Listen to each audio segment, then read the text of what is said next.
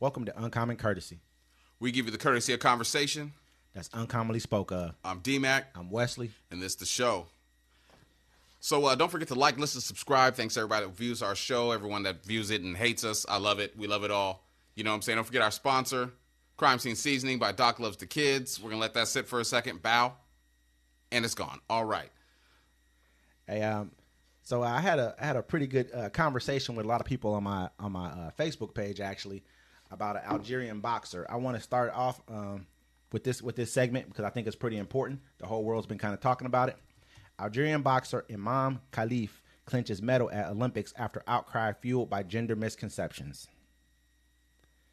Boxer Imane Khelif of Algeria clinched a medal at the Paris Olympics in an emotional fight Saturday that followed days of sharp scrutiny and online abuse as misconceptions about her gender exploded into larger clash about identity in sports. Khelif defeated Lucy Hamori of Hungary 5-0 in the quarterfinals of the women's 66-kilogram division.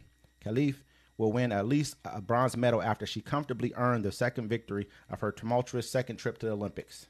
Khelif faced outcry fueled by claims from the International Boxing Association, which has been banned from the Olympics since 2019, that she failed an unspecified eligibility test to compete in last year's over-evaluated levels of testosterone. She won her opening bout at the Paris Games on Thursday when opponent Angela Carini of Italy tearfully abandoned the fight after just 46 seconds. Now, let me start off by saying this. I want to start off by saying that I was wrong about her being an actual woman. That's fact.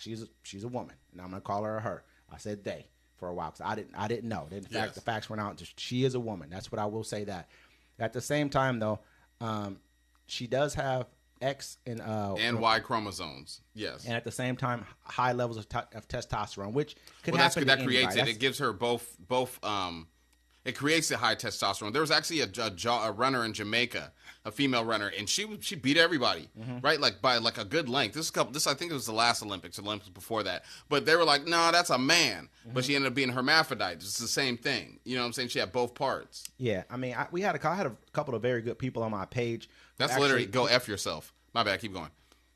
Jesus Christ. I had a couple of good people on my page who actually had very good points where they're saying like some people had said that, you know, she's a woman, it is what it is. And I said also if she has a uterus, they have a uterus and or if they've had a hysterectomy, they're a woman. That period. That's just what it is. But I had a few women on my page come on and say that, you know, having X and Y chromosomes, both chromosomes, and also high levels of testosterone, those things lead to like greater bone density, more strength. Let's read some. It says she may have a vagina, but she also has an XY chromosome and elevated testosterone levels. Those factors give her an unfair advantage over her opponent.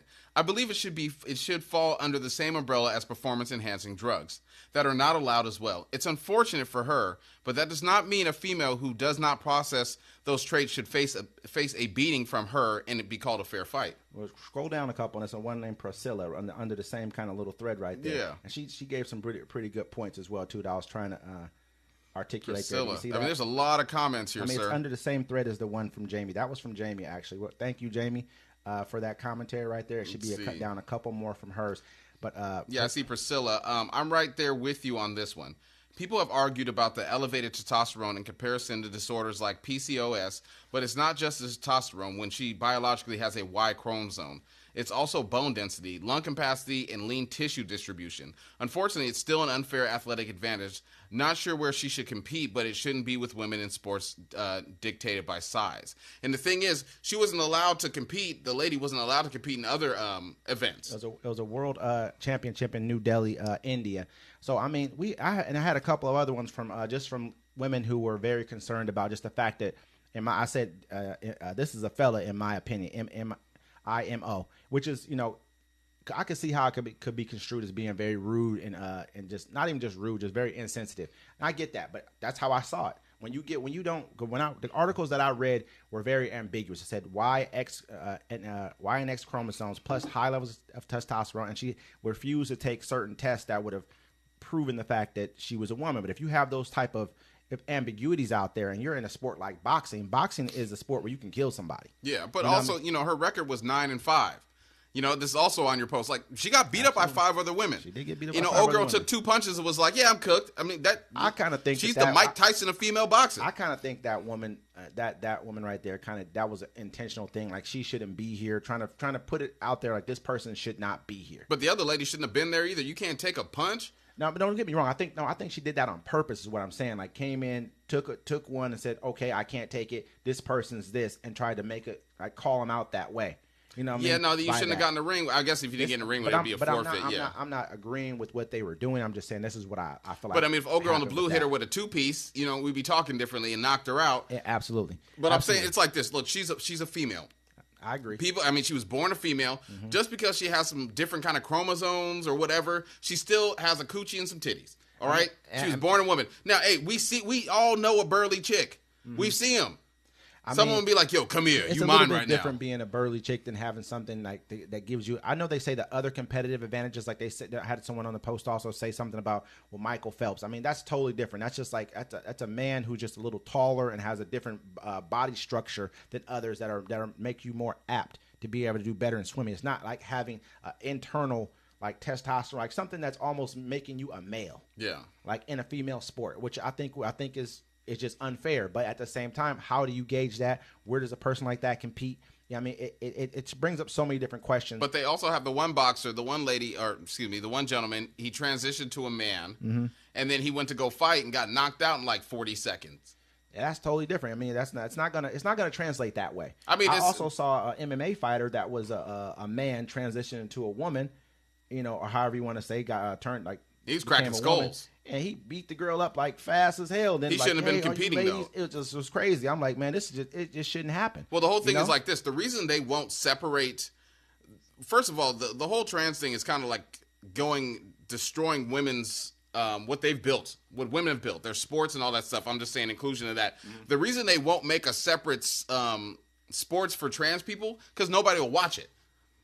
I don't know. That's a tough one to say. I'm dead serious. Watch it, nobody will watch it. I mean, I think trans people are probably watching people who are they're 1% of the population, my sir. And people who don't have a aversion to any of that kind of stuff as well will watch it. No one will watch it.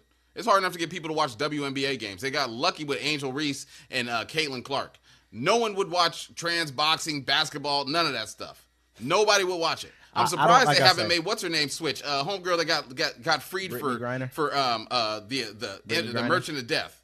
It's like trading a cow for 3 magic beans. You know what I'm saying? Like, they should. She cut off her titties. She's talks like a dude. She should be playing in the men's sports. No, that's not true. It is true. She's not taking testosterone. She's still a woman. She ain't got to. She's still a woman. Brittany Griner be like, yeah, you know what I'm saying? It was a great sport. She's a woman, though, but I'm just saying. This woman right here has the same kind of a deep voice. Yeah. Same thing. You know what I mean? She stayed in her lane. It just is what it is. But is she going to fight Jake Paul next? Then nobody cares. You know what I'm saying? People are so upset about the Olympics. First of all, it's making fun of Christians. No, it's Greek god stuff. Then we had to see some dude's ball sack on there. The only thing I'm looking forward in the Olympics is this week, breakdancing. Shout out to the foundational Black Americans. From hip hop, we created breakdancing, and it's in the Olympics. Nigga, we made it. Excuse my language.